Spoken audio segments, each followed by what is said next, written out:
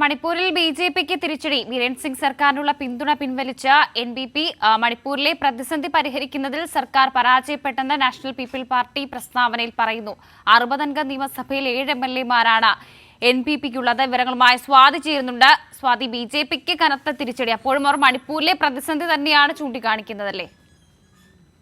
തീർച്ചയായും വർഷ സൂചിപ്പിച്ച പോലെ തന്നെ മണിപ്പൂരിലെ സംഘർഷ സാഹചര്യം പരിഗണിച്ചുകൊണ്ട് കാലങ്ങളായി, അതായത് 1.5 വർഷക്കാലമായി നീണ്ടു നിൽക്കുന്ന വലിയ വംശീയ കലാപം, അതിന് പിന്നാലെയാണ് ഇപ്പോൾ ബിജെപിക്ക് വലിയ തിരിച്ചടി ഉണ്ടായിട്ടുള്ളത്. ബിജെപി പിന്തുണ പിൻവലിച്ചിരിക്കുകയാണ് എൻപിപി. ബിരേൻ സിംഗ് സർക്കാരിനുള്ള പിന്തുണ പിൻവലിച്ചെന്ന് കോൺറാഡ് സാഗ്മയാണ് ഇപ്പോൾ പ്രസ്താവനയിലൂടെ അറിയിച്ചിട്ടുള്ളത്. ഈ മണിപ്പൂരിലെ പ്രതിസന്ധി തന്നെ ചൂണ്ടിക്കാണിച്ചുകൊണ്ടാണ് സർക്കാരിന് വലിയ പരാജയം സംഭവിച്ചു. 1.5 വർഷക്കാലമായി നേരിടുന്ന പ്രതിസന്ധി പരിഹരിക്കുന്നതിൽ ബിരേൻ സിംഗിനും ബിജെപി സർക്കാരിനും കഴിഞ്ഞിട്ടില്ല എന്നത് ചൂണ്ടിക്കാണിച്ചുകൊണ്ടാണ് അദ്ദേഹം ഈ പ്രസ്താവന ഇറക്കിയിട്ടുള്ളത്.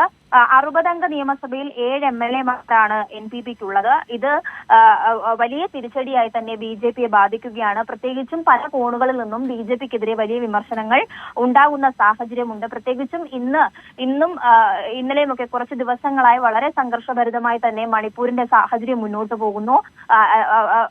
അതിനിടയ്ക്കാണ് ഈ ഭരണത്തെ കൂടി ബാധിക്കുന്ന തരത്തിൽ, അല്ലെങ്കിൽ ബിജെപിക്കുള്ളിൽ തന്നെ വലിയ തരത്തിലുള്ള ഒരു പ്രതിസന്ധിയിലേക്ക് ഈ എൻപിപിയുടെ പിന്തുണ പിൻവലിച്ചതിന് പിന്നാലെ ഉണ്ടാകും എന്നതിൽ സംശയമില്ല.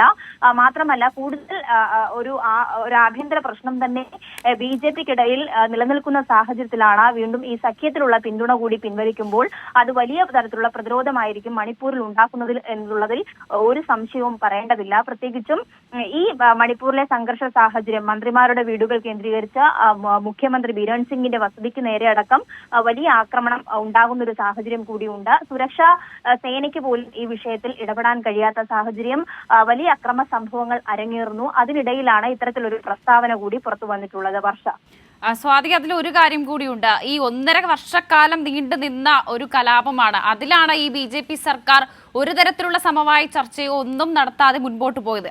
അങ്ങനെയാണെങ്കിൽ ഇത് ബിജെപിക്കുള്ളിൽ തന്നെ ആ ഒരു പ്രതിസന്ധി രൂക്ഷമാണ് എന്ന് വേണ്ടേ മനസ്സിലാക്കാൻ? തീർച്ചയായും വർഷ സൂചിപ്പിച്ച പോലെ തന്നെയാണ് ഇപ്പോൾ ഈ നാഷണൽ പീപ്പിൾസ് പാർട്ടി കൂടി ഈ ഇത്തരത്തിലൊരു തീരുമാനത്തിലേക്ക് എത്തുന്നത്. മണിപ്പൂർ സർക്കാരിന് ഈ ഒരു വിഷയത്തിൽ വന്നിട്ടുള്ള വലിയ വീഴ്ച തന്നെ ചൂണ്ടിക്കാണിക്കുന്നു എന്നാണ് മനസ്സിലാക്കാൻ വേണ്ടി സാധിക്കുന്നത്.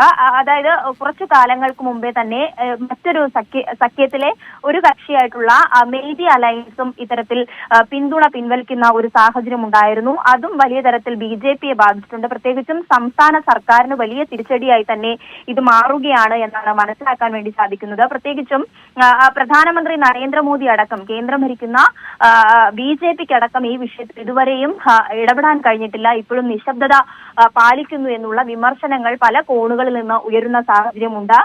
ഇന്ന് വിവിധ നേതാക്കൾ മറ്റ് രാഷ്ട്രീയ തെരഞ്ഞെടുപ്പുമായി ബന്ധപ്പെട്ട റാലിയിലടക്കം ഈ മണിപ്പൂർ വിഷയത്തെ ചൂണ്ടിക്കാണിക്കുന്നുണ്ട്.